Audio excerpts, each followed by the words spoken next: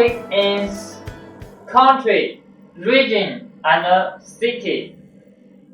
Country 国家 region 地区 city 城市。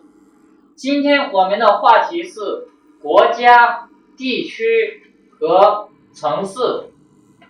Let's start.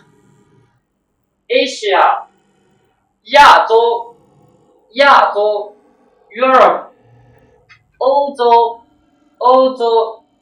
Africa 非洲 America 美洲 China 中国 America 美国 Russia 俄罗斯 Pakistan 巴基斯坦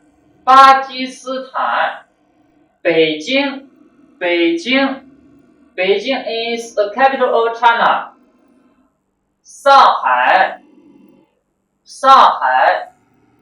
is the city of China 广州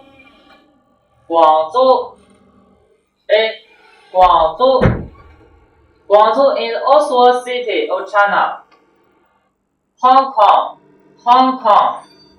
香港重庆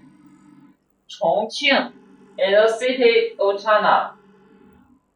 成都 is a city of China. 西安 is also a city of China. 台北 is capital of Taiwan.